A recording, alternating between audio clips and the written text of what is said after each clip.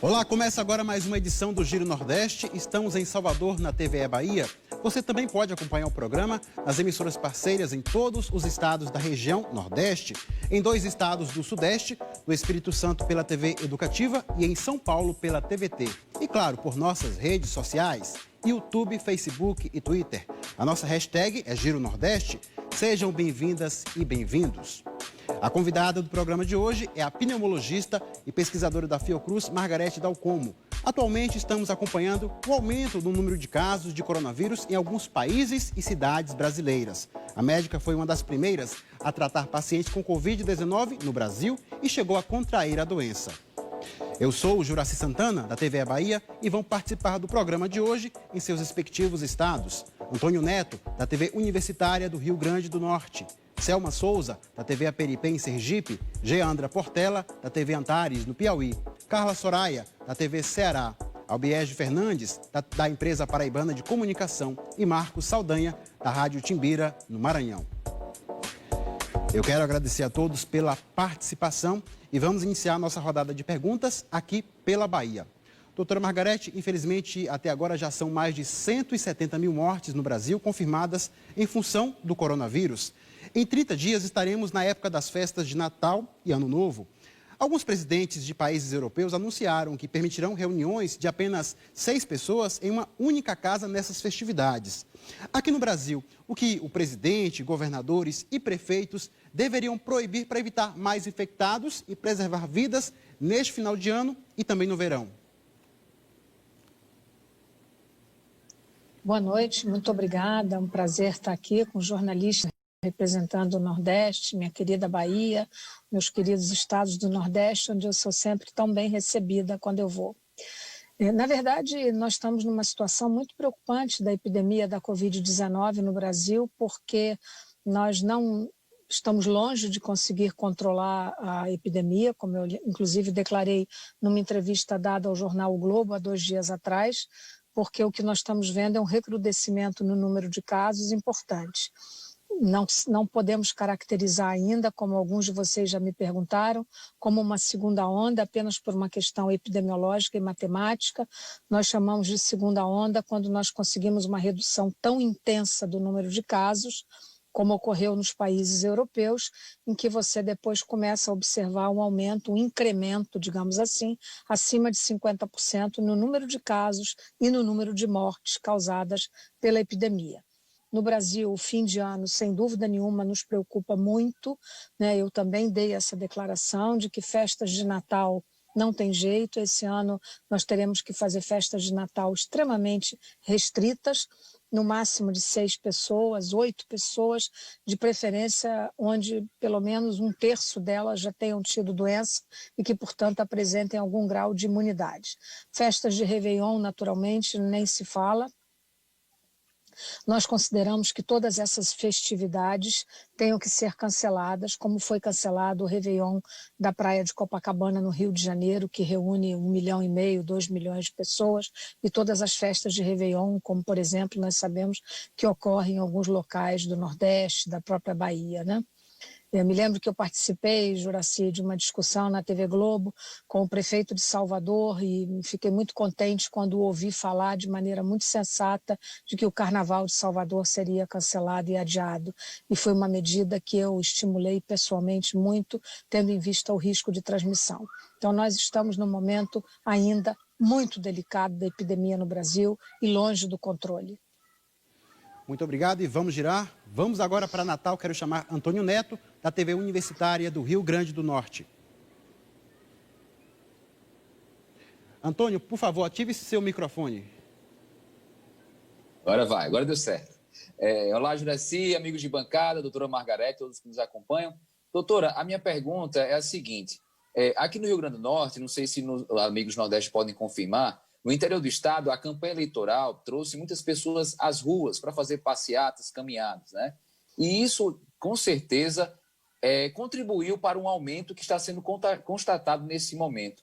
Qual o potencial de contaminação de uma passeata como essa, de carreatas através de sons, né? Onde os eleitores, enfim, a população se aglomerava, até mesmo sem máscara, sem algum cuidado? Qual o potencial de contaminação numa aglomeração desse tipo?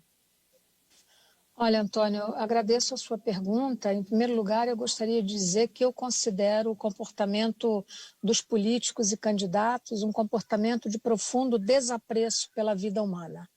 Todas as manifestações foram manifestações inadequadas, com interesses eleitorais, que nós entendemos que haveria eleições, mas num momento de epidemia, todas essas demonstrações, carreatas, comícios, tudo que junta muita gente, o álibi de que foram ao ar livre é um álibi que absolutamente não se sustenta, como não se sustentam as festas que nós temos visto aqui no Rio de Janeiro, como teve luau no Arpoador, festas na Marina da Glória, enfim, imagino que nos estados do Nordeste possa ter havido a mesma coisa ou estar havendo a mesma coisa, e na verdade o álibi de que estar ao ar livre resolve, não resolve, porque a distância entre uma pessoa e outra, além do uso permanente de máscara, foi completamente violado. Todas essas manifestações políticas que nós vimos eram muitas pessoas muito próximas uma das outras, inclusive com abraços, políticos levantando crianças no colo,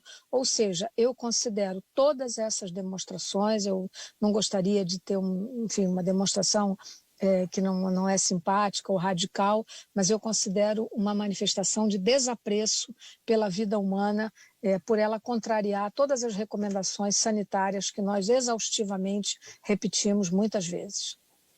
E a conta está chegando agora, com esses números em todos os cantos, do Brasil. Muito obrigado. E seguimos agora para Aracaju, capital de Sergipe. É a vez de Selma Souza, da TV APNP, fazer a pergunta à doutora Margarete Dalcomo. Olá, quero saudar a todos os colegas de bancada, a doutora Margarete, a você de casa que nos acompanha. Doutora, como a senhora bem frisou, a gente ainda nem saiu da primeira onda da Covid-19. Alguns pesquisadores apontam que alguns dos fatores que levaram a isso foi a falta de testagem em massa, uma falta de política centralizada e também de isolamento social por parte da população. Recentemente foi anunciado que milhares de testes estão prestes a vencer. Eu queria saber da senhora como é que a senhora enxerga esse cenário no Brasil e o que isso representa de risco à saúde da população. Obrigada pela pergunta de novo, Selma. Sem dúvida nenhuma, o Brasil, você poderia ter feito a pergunta, ou eu posso refazê-la dizendo onde é que foi que nós erramos, E nós erramos, uma das coisas que nós erramos, Selma, foi justamente não termos desde o início, aqueles que me ouviram falar se lembram de que desde o início de março, quando eu estive assessorando o grupo que esteve com o ministro Mandetta, nós dissemos, e eu disse, o meu modelo é o modelo da Coreia do Sul. Porque a Coreia do Sul foi um país que, estando ali do lado da China, soube controlar a sua epidemia com 2 medidas sanitárias absolutamente impecáveis. Testagem em massa. A Coreia do Sul até hoje faz testagem com PCR, com RT-PCR em sinal de trânsito. E forneceu máscara para toda a população. Então, a criação de uma barreira mecânica e a detecção precoce de casos e a detecção dos contatos desse caso fez com que a epidemia fosse controlada na Coreia do Sul. E o que ocorreu logo depois, alguns meses, uns 2 meses atrás, houve alguns casos na região de Seul e rapidamente o governo não hesitou, mesmo contrariando eventualmente a pressão de comércio, indústria, fechou tudo de novo e controlou a epidemia. Então, eu diria, em outras palavras, que nós estamos num momento no Brasil, eu disse isso e vou repetir aqui entre vocês todos, se nós não tomarmos medidas e fecharmos contivermos, pelo menos radicalmente, durante 2 semanas, nós podemos ter uma segunda onda muito perigosa no Brasil, à custa de muitas vidas, com a chegada do final do ano e o verão chegando. É uma grande preocupação que todos nós temos, médicos. O que nós estamos vendo é, de novo, uma taxa de ocupação de leitos hospitalares grande, embora nós estejamos vendo a doença em pessoas mais jovens, não há dúvida de que ela passou por um rejuvenescimento, né? Não há dúvida de que ela hoje atinge classes médias mais favorecidas, porque são pessoas que ficaram confinadas e que agora estão saindo, mas estão saindo de uma maneira profundamente imprudente.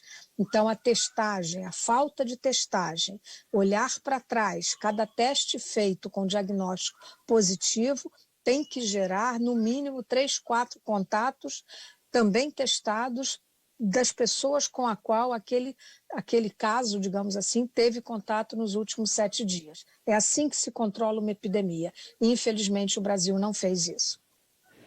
Obrigado mais uma vez, doutora Margarete. Quem está assistindo ao Giro Nordeste pode fazer perguntas e comentários nas nossas redes sociais, YouTube, Facebook e Twitter. E vamos seguir para Teresina, capital do Piauí, para falar com Geandra Portela, da TV Antares. Olá, Juraci, saudações a todos. Então, doutora, o Brasil, ele é o 5º país que vai fazer a testagem da vacina BCG na prevenção da Covid-19. A senhora, inclusive, coordena esse estudo aqui no país. Então, o que já se sabe sobre a eficiência dessa vacina, sobre o combate ao novo coronavírus? Obrigada pela pergunta, Geandra. Há várias vacinas em teste, como todos vocês sabem, nós podemos voltar a esse assunto um pouco depois, mas respondendo especificamente a sua pergunta sobre a vacina BCG, a vacina BCG é uma vacina muito curiosa, porque ela é muito antiga, né? Nós a usamos para tratamento, para evitar, digamos assim, não tratamento, mas para a prevenção das formas graves de tuberculose em população de recém-nascido e, eventualmente, em população de crianças na idade pré-escolar. Ela serve especificamente para isso até o momento. No entanto, a vacina BCG ela é sabidamente uma vacina muito curiosa, muito diferente das demais, pelo fato de ser capaz de provocar uma reação imunológica muito variada nas pessoas vacinadas.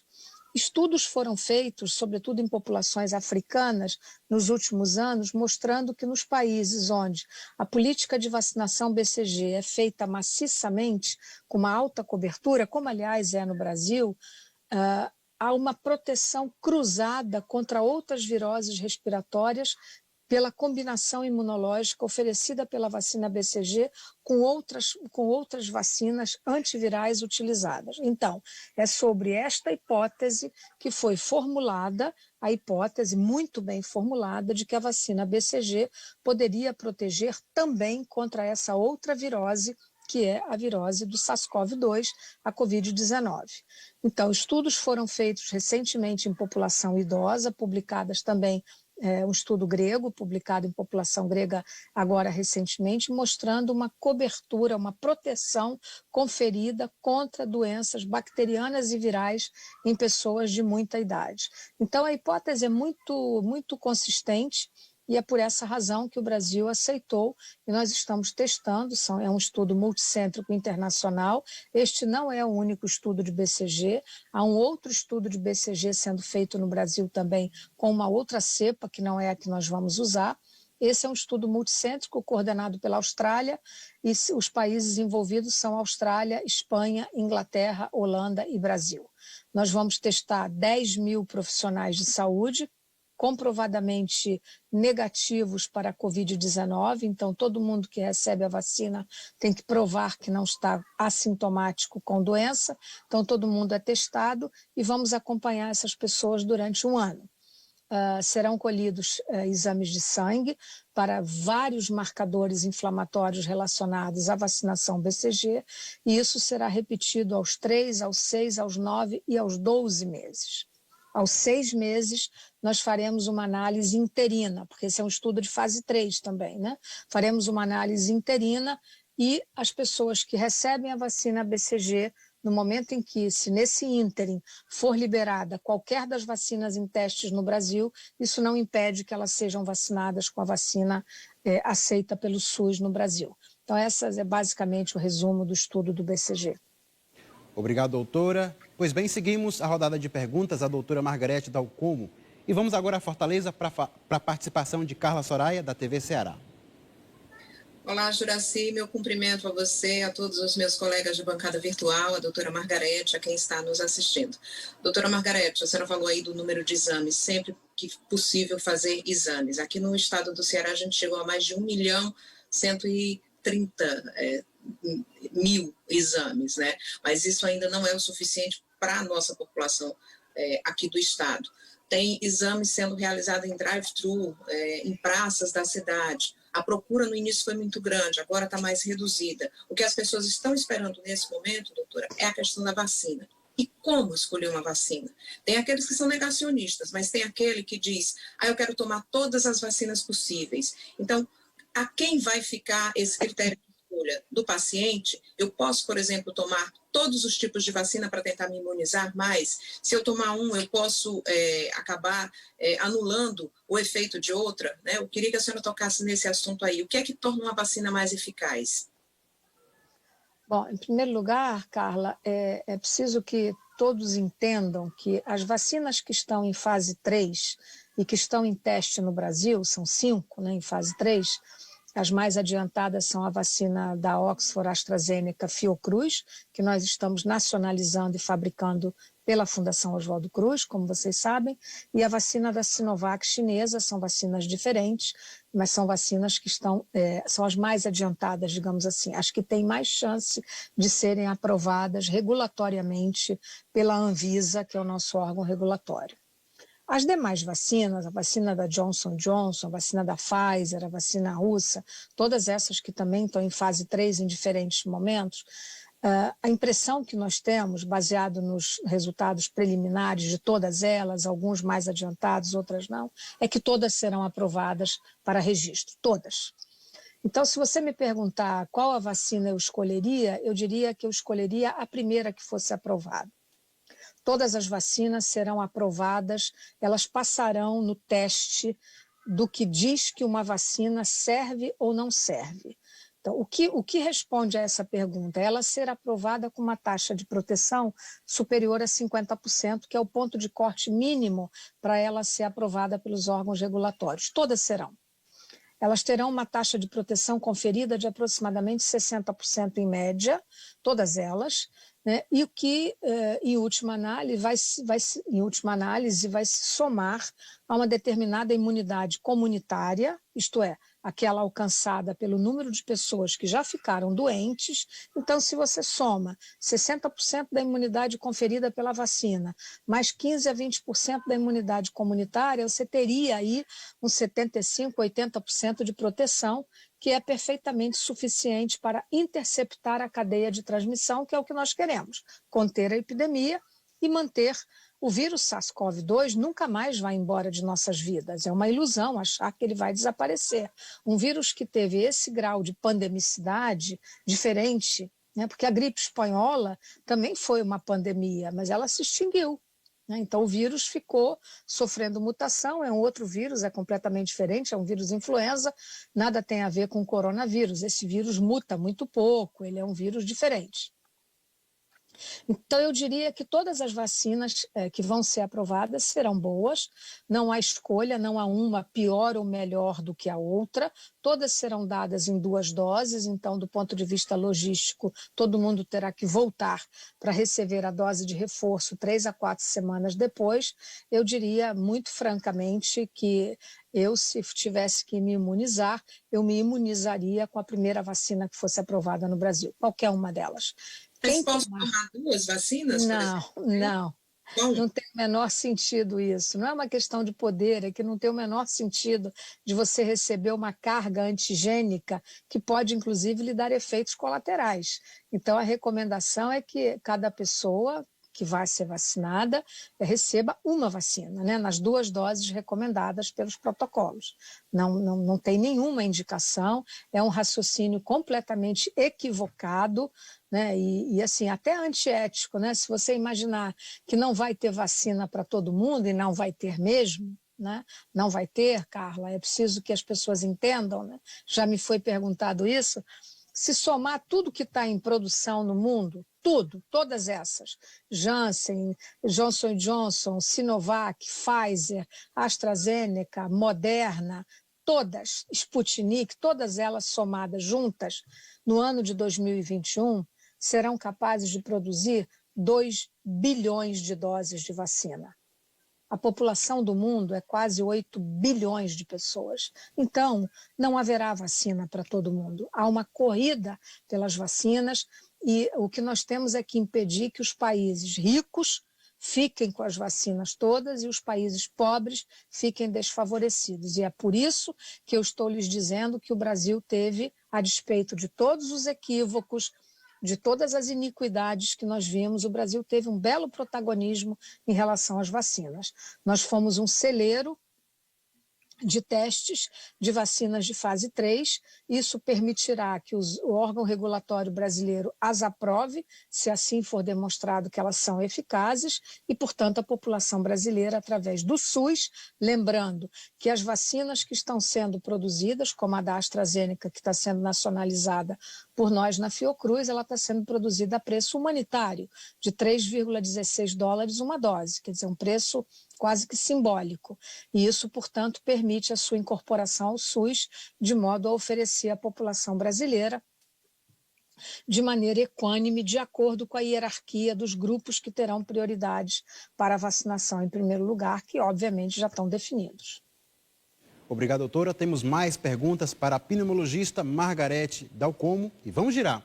Agora é o momento da participação de João Pessoa, onde está Albiege Fernandes, da empresa paraibana de comunicação. Albiege, microfone, por favor, ative-o.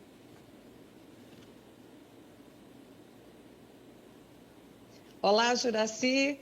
Querendo saudar todos vocês, principalmente a doutora Margarete, e perguntar a ela se há alguma decisão da comunidade científica que está pesquisando sobre a reinfecção. Isso a gente pode considerar como uma possibilidade real, doutora Margarete? Olha, Albiege, na verdade isso não se trata exatamente de uma decisão, né? Se trata de uma constatação. Então, assim, até muito pouco tempo atrás, havia um ou outro relato de que pudesse haver reinfecção por esse vírus, considerando a natureza do vírus, né? O vírus SARS-CoV-2, como eu lhes disse, ele é um vírus muito pouco mutante, muito pouco. As mutações que ocorreram até o momento não conferiram a ele nem uma capacidade de ficar mais virulento, nem uma capacidade de se transmitir mais. O que favoreceu o reaparecimento, por exemplo, na Europa, causando a segunda onda, embora nós saibamos que tem uma cepa nova, que é uma cepa que apareceu na Espanha, né, e que se disseminou rapidamente na Espanha e na Holanda ao mesmo tempo, que é o que caracteriza a segunda onda, ele não é diferente. Ele não é nem mais nem menos virulento, apenas os comportamentos, as aberturas foi o que propiciou a disseminação do vírus. Os primeiros casos começaram a aparecer e o que caracteriza uma reinfecção? É preciso provar por documentação molecular, digamos assim, de que alguém que foi positivo, por exemplo, como nós já estamos vendo um ou outro caso, então, portanto, a resposta à sua pergunta, se eu quisesse ser bem sucinta, eu diria sim. Deve ser uma preocupação para nós? Não, porque a reinfecção certamente existirá, como ela já existe, mas ela é muito rara. Ela será muito pouco frequente e hoje eu diria que a nossa preocupação maior não é com reinfecção, a nossa preocupação maior é de não nos infectarmos. né, nós continuarmos a manter comportamentos de proteção individual e coletiva, como nós repetidamente já pedimos, já conclamamos a opinião pública, né, para que não se exponha. Mas a reinfecção, muito provavelmente, como é uma doença viral, é possível que sim, mas ela será muito pequena, ela não é um fenômeno que, do ponto de vista epidemiológico, poderá impactar uma determinada comunidade. Obrigado mais uma vez, doutora. A nossa hashtag para quem quiser fazer perguntas e comentários é Giro Nordeste. E vamos agora a São Luís, capital do Maranhão. Quero chamar Marcos Saldanha, da Rádio Timbira. Olá, um prazer voltar novamente a essa bancada, Juraci, colegas. Bom, doutora, no Maranhão, até agora, nós temos 192.501 casos confirmados. Se a gente considerar muitas pessoas, mas muitas mesmo, que não foram testadas, para uma população aí de 7 milhões, 6 milhões de habitantes, não é uma população muito grande. A minha pergunta é: o que exatamente significaria uma vacina com 90% de eficácia para essa população e para o número oficial de casos já infectados? Eu pergunto isso para entender melhor essa imunidade de rebanho que se fala tanto que é possível chegar. Você colocou várias perguntas numa só, Marcos, eu lhe agradeço.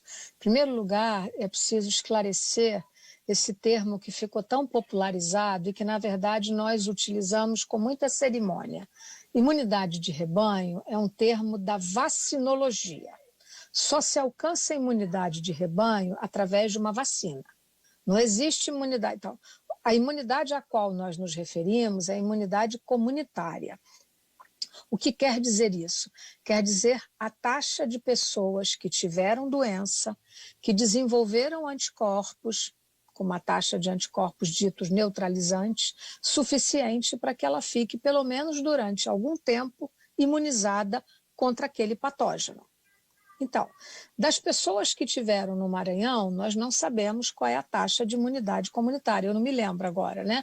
Nós sabemos em alguns lugares do Brasil. Sabemos, por exemplo, a de Manaus, né, a região norte do Brasil, que foi pesadamente atingida pela epidemia, como nós sabemos. A disseminação foi realmente brutal, né? Todos nós acompanhamos aquela mortalidade altíssima no início, e Manaus alcançou uma imunidade comunitária pelos inquéritos epidemiológicos do EPI-Covid, desenvolvidos e coordenados pela Universidade de Pelotas, em algumas áreas de até 40% pelas doações de sangue detectadas no Hemocentro de Manaus. Então, é um negócio extraordinariamente alto. Isto é ou não é imunidade de rebanho? Não, não é. Não é, porque imunidade de rebanho é aquela que, quando você aplica uma vacina, a vacina é muito eficaz e ela alcança uma cobertura, ou seja, em cada 100 pessoas, 60 são vacinadas. Então, 60 estão imunizadas. 60% é uma taxa que confere imunidade de rebanho. Então, é isso. Então, este termo se aplica à vacina. Então, por exemplo, a vacinação de sarampo é uma vacinação amplamente aplicada, a despeito dos horrores que aconteceram, né, por esses grupos que eu considero quase criminosos e marginais, que são os antivacinas, né? A vacina tem uma cobertura enorme, então nós temos uma imunidade de rebanho para o sarampo, porque foi aquela conferida pela vacina. Acho que eu fui clara, né? Então, a conferida pela doença, né, é a imunidade comunitária, e essa não é a imunidade de rebanho, isso não deixa nenhum de nós tranquilo. Nós precisamos das vacinas para realmente conferir uma imunidade de rebanho à nossa população. Então, é isso. Então, no Maranhão, por exemplo, né, quando houver vacinas disponíveis, né, o sistema vai receber e vai vacinar a população maranhense, como as demais dos estados que aqui estão presentes, de acordo com as prioridades, né? Lembrando, aproveitando para responder, alguém vai me perguntar quem são as prioridades. As prioridades são muito explicitamente claras para nós, né? E eu espero que isso seja cumprido à risca. Obrigado. Os primeiros grupos a serem vacinados são aqueles que receberam placebo em todos os estudos de vacina, naturalmente. Esses são as primeiras pessoas que recebem qualquer vacina depois de aprovado. E aí depois vem os demais que nós podemos voltar a discutir depois. Perfeito. Obrigado, doutora. É hora da participação do público do Giro Nordeste. O Anderson Coutinho está assistindo pelo YouTube e quer saber se a ideia de isolamento vertical funciona. Olha, a gente funciona. A verdade é que funciona, mas ele precisa ser muito respeitado, né, para funcionar. E no Brasil, nós nunca conseguimos ter uma taxa de isolamento adequadamente respeitado, né? Mas funciona. Obrigado mais uma vez. Essa entrevista está sendo exibida por televisões e rádios públicas. E vamos a mais uma pergunta, daqui da Bahia para a pneumologista Margarete Dalcomo. Doutora, nós estamos agora vendo festas acontecendo pelo Brasil, reunindo pessoas ricas e que supostamente são bem informadas. Qual é o sentimento ao ver essas pessoas que estão ignorando as recomendações da ciência e promovendo aglomerações sem usar máscara para se divertirem em meio a uma pandemia? Eu poderia simplesmente dizer a você, Juraci, que isso nos entristece, mas é uma resposta pobre, né? Nos entristece sim, porque são pessoas que têm algum grau de instrução, são pessoas que pertencem a camadas mais favorecidas. Vou lhe dar um exemplo muito claro, a festa que teve aqui no Rio de Janeiro, no último fim de semana, o ingresso mais barato para ela custava R$360, ou seja, não era uma festa de pessoas pobres, absolutamente. Tinha aproximadamente 800 pessoas, todas sem máscara, todas grudadinhas umas nas outras, celebrando alguma coisa. Então, isso é uma demonstração que eu considero quase de arrogância, porque fazer face a uma doença epidêmica e que se transmite não de uma pessoa para outra, mas de uma pessoa para várias outras, quantas daquelas pessoas que estavam na festa daqui do Rio de Janeiro ou nos casamentos que nós temos visto se fazer. Vou dar um outro exemplo muito objetivo. Por que nos Estados Unidos alguns estados voltaram a fechar todos? Teve um casamento no estado do Missouri, nos Estados Unidos, está publicado em revista médica já, em que havia 65 pessoas. Era um casamento pequeno. 65 pessoas. Ninguém tinha sido testado. Tomando máscara, celebrando. Isso gerou 137 pessoas contaminadas e 7 mortes. Então, isso tudo foi feito com estudo genômico mostrando. Então, isso quer dizer o quê? Que quando nós temos contato com alguém doente, nós temos que... Há alguns pesquisadores que têm uma outra tese. Eu estou dizendo aquilo que eu estou convictamente convencida. Né? Quando nós detectamos um caso, e é isso que eu faço com os meus pacientes, eu olho para trás. Com quem você teve contato nos últimos 7 dias? E testa todo mundo. Porque isto é a maneira que nós temos de interceptar uma cadeia de transmissão. Porque você sabe que aquela pessoa contaminou alguém nos contatos dela, por mais, eventualmente, que ela não soubesse, estivesse assintomática. Então, eu considero essas demonstrações públicas, Juraci, profundamente infelizes e acho uma demonstração quase de arrogância, né? Porque você está fazendo face, né, e dizendo, olha, eu sou jovem. O que nós estamos vendo hoje é uma doença atingindo um número muito maior de jovens do que no primeiro momento, muito maior. Nós estamos internando pessoas muito mais jovens e não pessoas idosas acima de 70, 80 anos, porque essas pessoas estão ainda um pouquinho mais protegidas. Mas os jovens estão levando doença para casa. Porque quando eles vão a uma festa e depois eles voltam para casa, eles vão levar doenças para os seus pais, para os seus avós, para aquelas pessoas que tenham qualquer doença de base ou que nós chamamos de comorbidade. Pois é, eu compartilho da sua indignação, eu não consigo entender e eu acho que eu nunca vou conseguir. Muito obrigado, doutora Margarete. E tem mais perguntas. Eu vou chamar novamente agora Antônio Neto, da TV Universitária do Rio Grande do Norte. Vai aqui o microfone. Agora foi. Doutora, em relação à questão das sequelas que a Covid-19 tem provocado, né? A gente sabe dos sintomas que são bem comuns, coriza, febre, tosse, mas quais são as sequelas que a senhora já se deparou das mais comuns às mais incomuns? Por exemplo, uma comum, que eu já vi muitas pessoas falarem, é a perda do paladar. Quais são as mais comuns e incomuns que a senhora já constatou nesse período de pandemia? Não há dúvida, viu, Antônio, de que a Covid-19, como ela é uma doença muito sistêmica, ela não é uma doença respiratória. Tem que lembrar que ela chegou até nós como sendo uma pneumonia diferente, mas ela não é isso. Covid-19 é uma doença sistêmica que compromete todos os órgãos do corpo humano. O vírus se aloja, ele entra no corpo humano pelo aparelho respiratório ou pelas mucosas, pelo olho, pela boca, pelo nariz. Né? Por que ele dá perda de olfato ou de paladar?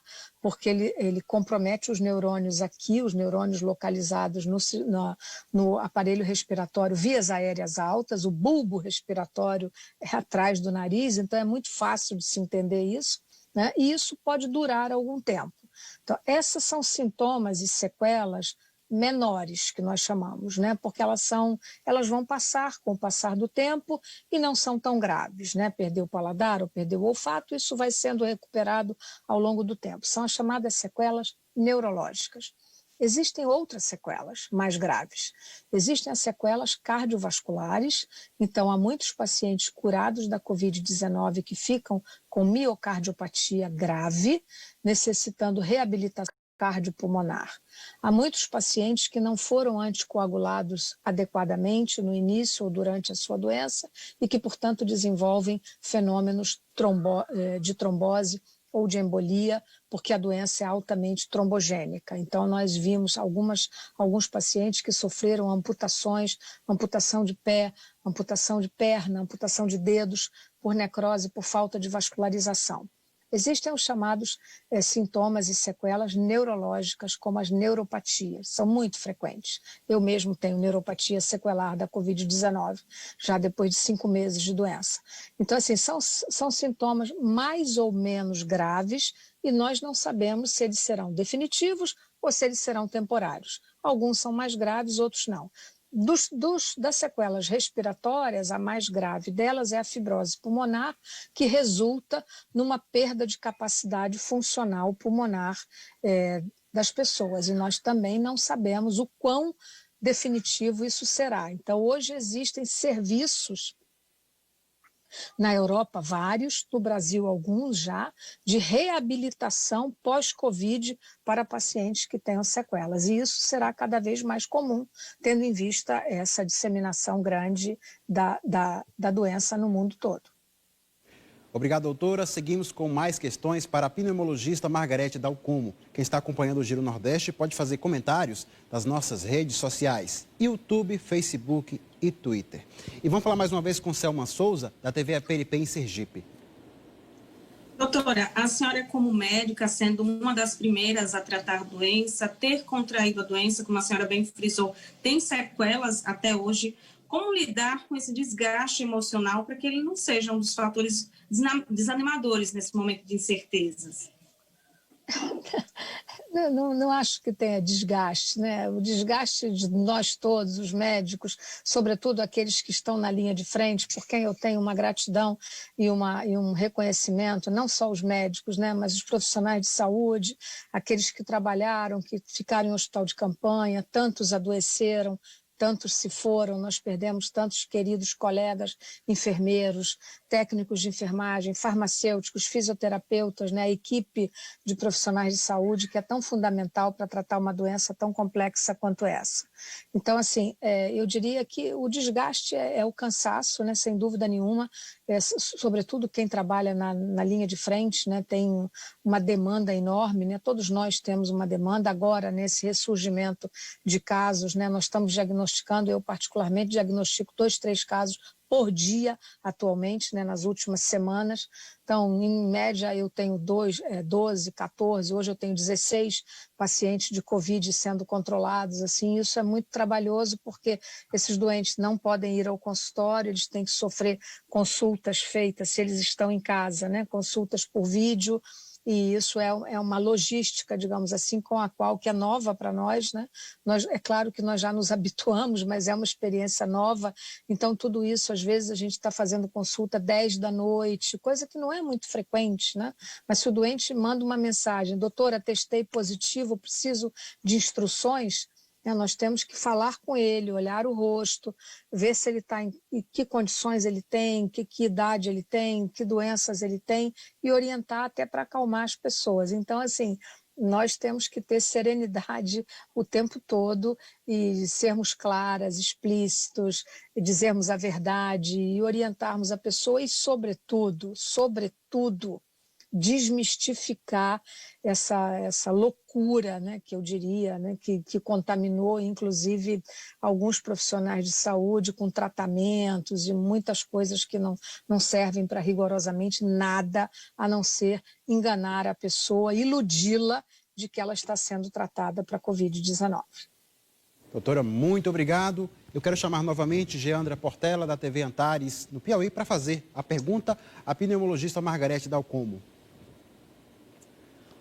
Doutora, levando ainda para o foco aí da pergunta da minha colega Selma, eu já escutei de muitos profissionais, né, da área da saúde que a pandemia os tirou das zonas de conforto, ou seja, houve um abalo entre a questão do conhecido e o do desconhecido, de maneira pessoal, mas considerando o seu profissionalismo. Como é que a senhora avalia todo esse caos? Como é que a medicina vai ficar depois desta pandemia, algo tão novo? Olha, a medicina, Geandra, eu diria uma coisa um pouco histórica para vocês, né? A história do homem, sobretudo o homem ocidental, é a história das epidemias. Então, o ser humano está acostumado a viver com epidemias, né? O último milênio teve muitas epidemias, né? E algumas epidemias, né, de maneira muito, digamos, clara, né, geraram, né, depois delas, movimentos culturais, artísticos muito importantes, né? Só para nós lembrarmos uma delas, eu teria muitos exemplos, né? A grande peste negra do final do século XIV, né, na qual nós também vimos negacionismo, nós também vimos falta de atitude de alguns governantes, atitudes corretas de outros.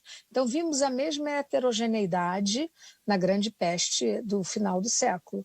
Mas vimos que depois dela veio o Renascimento. Então, lembre-se que o Renascimento é posterior à peste negra. Então, isso é uma coisa bonita de se lembrar, né? Para que nós não fiquemos deprimidos, né, em sair da nossa zona de conforto, que foi o termo que você usou, né?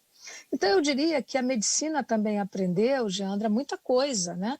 Por exemplo, nós aprendemos a lidar com a tecnologia. As consultas online, por vídeo, vieram para ficar. Acabou. Não tem mais jeito, nós vamos fazer. As aulas, os congressos presenciais terão que ser completamente repensados. As reuniões que nós fizemos durante... Quantas vezes as sociedades médicas, né, fazem reuniões, a gente pega avião, às vezes para ir para uma reunião em Brasília, uma reunião de 2 horas, você leva 2 para chegar no aeroporto, 1 para esperar o avião, voa 1h30, então você gasta praticamente o dia inteiro, quando você pode fazer uma reunião como nós estamos fazendo aqui, sem custo para ninguém, né? O custo disso é 0, né? Você só tem aqui o seu tempo e a sua sabedoria, quer dizer, o que nós sabemos para dizer, né, de maneira muito... Então, assim, este tipo de tecnologia não muda mais. Eu acho que os grandes centros de convenção, inclusive, terão que ser repensados como é que eles serão utilizados. Eu não tenho a menor dúvida disso, né? Se nós pensarmos que todos os congressos, só da minha área, médico, né, do ano que vem, estão todos eles já previstos sem ser presenciais, é um impacto enorme. O ensino, por outro lado, né, aulas remotas, seguramente vieram para ficar. A telemedicina, né, as consultas, a telemedicina, que já começa a ser regulamentada no Brasil, ela, inclusive, ela é extremamente democrática, Geandra, porque ela vai permitir que nós possamos, e nós vivemos isso durante a epidemia, muitos grupos de médicos se voluntariaram, psicólogos se voluntariaram para atender pessoas online, para acolher as pessoas. Então, foi uma coisa extraordinária. Isso não muda mais, isso veio para ficar. Então, assim, esse e outros exemplos, eu acho que são exemplos bons e que vieram para serem incorporados à nossa cultura. Muito obrigado. Pois bem, vamos girar. É o momento da participação, mais uma vez, de Carla Soraya, da TV Ceará. Doutora Margarete, a senhora falou aí que a gente não vai mais deixar de conviver com o coronavírus, que ele vai ser um fator presente para nós, assim como outros tipos de gripe, né? Então, como é que vai ser a nossa convivência com ele? Mesmo com a chegada da vacina, vamos ter que utilizar máscaras? Durante quanto tempo, né? Essa adaptação. E outra questão que a senhora falou há pouquinho tempo foi da medicação, que muita medicação estava sendo passada para enganar o paciente. O que é que hoje é padrão, né? Para o caso de eu, alguns dos meus colegas, ou quem está nos acompanhando aí, chegar ao médico e que tipo de medicação ele vai receber? Vai ter anticoagulante? Vai ter vermífugo? Vai ter que tipo de produtos, né, de químicos para realmente ajudar a minimizar os fatores de risco do coronavírus?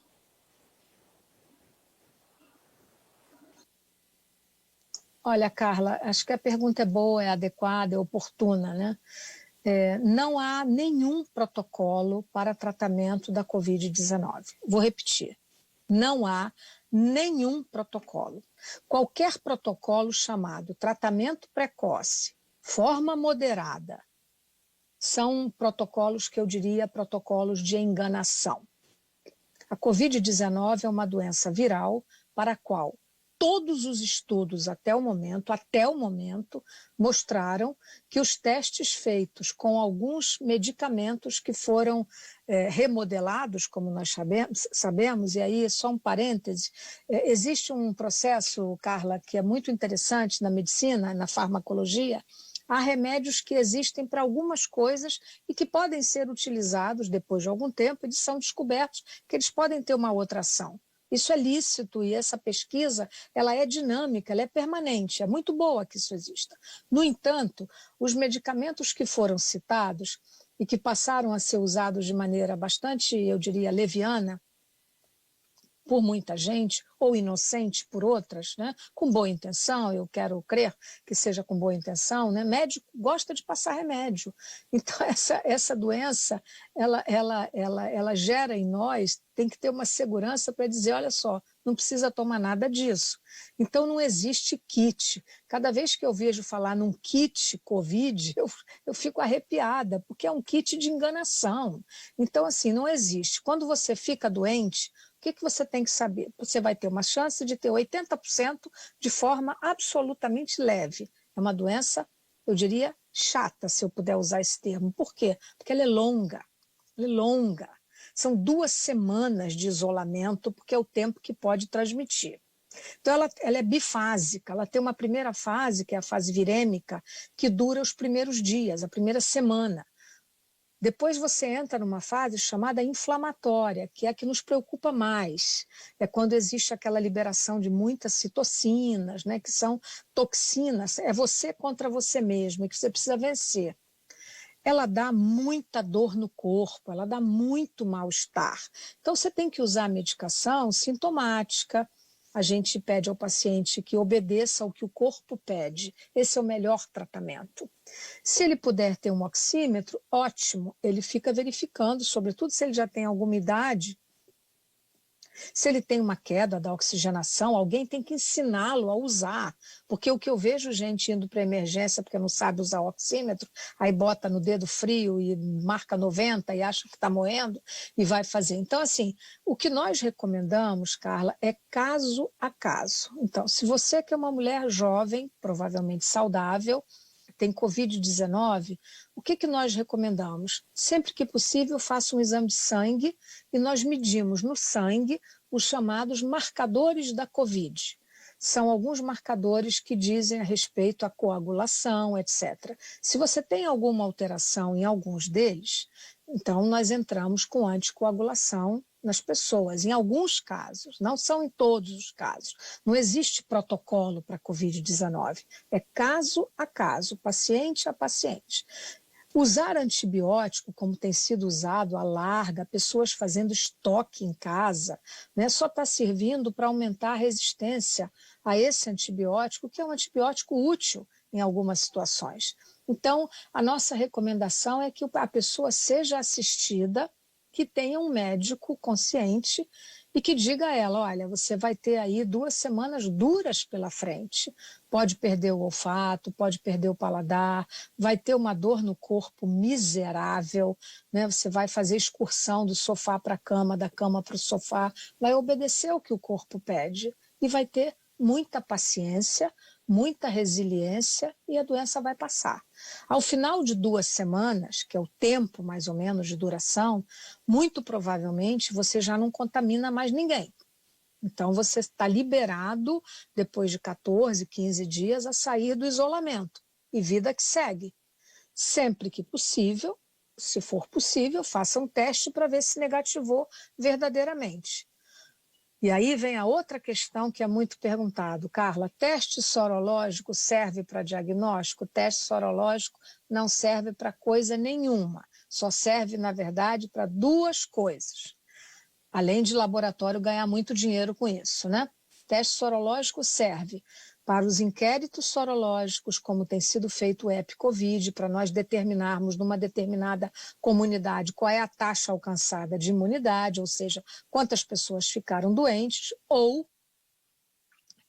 né, para quem ficou doente saber, por uma curiosidade, se desenvolveu uma taxa de anticorpos razoável e se é neutralizante, ou se essa pessoa quer fazer doação de plasma para poder fazer transferência de plasma de convalescente, né? Então, assim, é para isso. Fora isso, não tem serventia, né? Tem muita gente que nos telefona, doutora, eu fiz um teste sorológico e estou negativo, então tudo bem, né? Aí a gente diz, não, é péssimo estar negativo, o bom é estar positivo, mas para que você foi fazer esse teste, entendeu? Então, assim, tem muita coisa que, se as pessoas prestarem atenção no que nós aqui estamos dizendo, Carla, nós estamos prestando um serviço de esclarecimento. Não fiquem fazendo teste sorológico, né? Sobretudo esses que vendem na farmácia.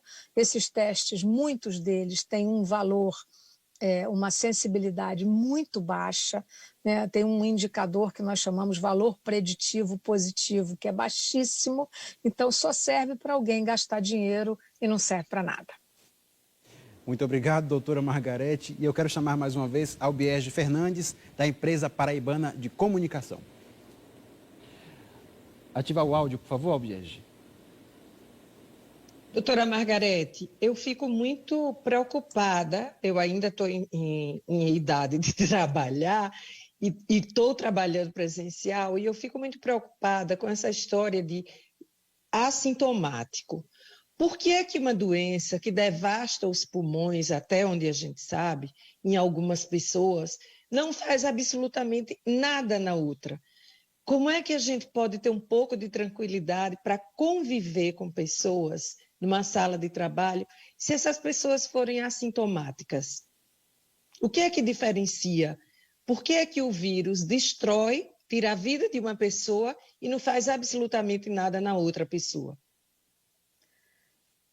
Nós não sabemos, Albiege, né? Eu seria uma aventureira se eu lhe dissesse ou procurasse dar uma resposta baseada em evidências que nós não temos. Então, existem alguns fatores que predispõem ninguém. Ninguém tem predisposição a se contaminar. A doença é democrática. Todos nós aqui podemos nos contaminar. Nós sabemos quem pode complicar, que é o que você está colocando, né? Então, existe uma chance de que pessoas, primeiro respondendo também, pessoas assintomáticas transmitem. Essa é uma doença terrível, porque você pode estar doente, não tem culpa, você não sabe que está doente, está ali numa sala de trabalho com 3, 4, sem máscara, e se aí você, no dia seguinte, você tem que ligar para as 4 e dizer, olha, testei positivo. E aí você diz, puxa, mas você não estava nem tossindo. Pois é, mas é assim. Então é por isso que todo mundo tem que estar protegido o tempo inteiro de máscara até que nós tenhamos tranquilidade para isso. Doutora, A outra obrigado. questão é quais são os fatores chamados de risco. Alguns são conhecidos e outros não, Albiege. Nós já tivemos pacientes jovens e que, por alguma razão que nós não sabemos responder, complicaram, que fizeram gravíssimas pneumonias, foram entubados, colocados em ventilação mecânica e alguns, inclusive, eu tenho paciente de 37 anos que saiu, está vivo, mas está com uma miocardiopatia e ele não tinha nada. Era um rapaz que fazia maratona. Então, existe essa possibilidade e nós não sabemos explicar. Provavelmente deve haver alguns fatores de natureza genética que nós ainda não conhecemos. Mas qualquer outra explicação que seja dada, ela é mera conjectura nesse momento. Por isso é que os cuidados ainda são muito importantes e eu não posso dizer ao Biege, fique tranquila. Não, eu não posso lhe dizer isso. Só posso lhe dizer ao Biege, fique muito atenta e se proteja. Obrigado mais uma vez, doutora. E agora é a vez de Marcos Saldanha, da Rádio Timbira, no Maranhão, fazer mais uma pergunta à pneumologista Margarete Dalcomo. Doutora, aqui teremos ainda segundo turno. Estamos no período eleitoral e a Covid está no centro do debate. Porém, nem sempre me parece que os candidatos reconheçam o que é necessário fazer. Por exemplo, eu lhe perguntaria, do ponto de vista de orientação para esses gestores, aula, nem pensar ano que vem de forma presencial, por exemplo. Carnaval já está dito, né? Nada de carnaval, nada de ano novo, por exemplo. Que outras orientações para esses gestores que vão lidar com vacinação, que vão lidar com uma possibilidade de uma segunda onda? Os gestores, eles vão, em relação à vacinação, Marcos, eles vão receber as orientações que serão dadas pelo PNI, pelo Programa Nacional de Imunização, pelo Ministério da Saúde, e deverão seguir essas recomendações, ou seja, distribuição logística da vacina, cobrindo a população, facilitando a chegada das pessoas, e hierarquização dos grupos de prioridade, evitando aglomerações, né? Isso é uma coisa que nós já estamos imaginando, né? Na hora que tiver vacina, começar aquelas filas, todo mundo colado, isso é uma bobagem, porque haverá vacina suficiente, né? Só a vacina da AstraZeneca, por exemplo, Marcos, no momento em que nós vamos entregar o primeiro lote ao Ministério da Saúde de 30 milhões de doses em janeiro, e a Fiocruz estará qualificada para produzir 40 milhões de doses por mês de vacina. Então, só da Fiocruz, só de uma vacina, nós teremos condições de vacinar 130 milhões de brasileiros ao longo de 2021. É muita gente, né? Mais da metade da população brasileira, isso daria uma cobertura excepcionalmente boa e com outras vacinas que certamente virão. Né? Então, assim, o que eu daria de conselho aos gestores, né, que sigam orientações baseadas nas melhores evidências científicas. Né? Certamente as orientações que o PNI, o Ministério da Saúde, darão são as orientações corretas, que ouviram a comunidade acadêmica, a comunidade científica e que vai fazer da melhor maneira possível. Então, não adianta querer inventar a roda. Né, dizer que vai ou burlar recomendações sanitárias que serão seguramente feitas. Então, assim, eu acho que os gestores, a quem faltou tanto bom senso, Marcos, em diversos momentos, e que nós vimos tanto desatino, né, a começar pelas campanhas eleitorais, da maneira como foram feitas, como nós já aludimos. Então, eu acho que nesse momento, né, faltam mais 2, 3 dias para o segundo turno em alguns locais, aqui no Rio também, né, eu não tenho dúvida de que o período eleitoral também contribuiu muito para o recrudescimento de casos da Covid-19 no país inteiro. Estamos quase no final do Giro Nordeste de hoje. Gostaria de agradecer a participação da pneumologista Margarete Dalcomo. Doutora, nós temos 2 minutos para suas considerações finais. Eu gostaria, inclusive, de pedir que a senhora comentasse a importância dos cientistas neste momento, né? Nunca se publicou tantos artigos, trabalhos científicos em um espaço tão curto de tempo. Mais de 40 mil papers científicos publicados em 9 meses, nisso que eu chamo essa gestação que nós hoje estamos vendo no Brasil, né? Mas eu acho que 2 coisas foram muito positivas em tudo isso, Juracy, apesar do luto que nós temos pelos 180 mil brasileiros que faleceram pela doença, alguns certamente cujas mortes teriam sido evitadas se nós tivéssemos nos comportado melhor.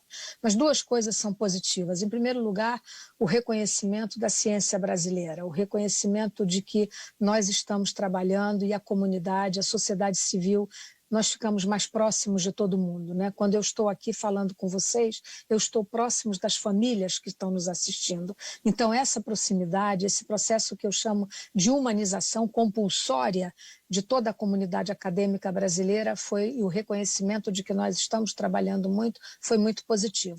E o segundo saldo que eu considero, Juracy, muito positivo foi uma cultura de um novo voluntariado, né? A minha geração nunca tinha visto a iniciativa privada comparecer da maneira como compareceu, financiando e ajudando em projetos de grande envergadura em vários locais do Brasil. E eu espero que isso seja perenizado e que essa conduta desse novo voluntariado permaneça para sempre no Brasil, que é um país tão injusto, tão desigual e que precisa muito disso. E mais uma vez eu lhes agradeço a oportunidade muito honrada de ter participado desse debate. Nós aqui agradecemos. Obrigado mais uma vez, doutora Margarete Dalcomo. O Giro Nordeste está terminando. Eu quero agradecer também aos comunicadores Antônio Neto, da TV Universitária do Rio Grande do Norte, Selma Souza, da TV Peripê, em Sergipe, Geandra Portela, da TV Antares, no Piauí, Carla Soraya, da TV Ceará, Albierge Fernandes, da Empresa Paraibana de Comunicação e Marcos Saldanha, da Rádio Timbira, no Maranhão. Muito obrigado também a vocês que acompanharam o Giro Nordeste. A gente volta na semana que vem. A nossa convidada é a atriz e cantora Zezé Mota. Até lá!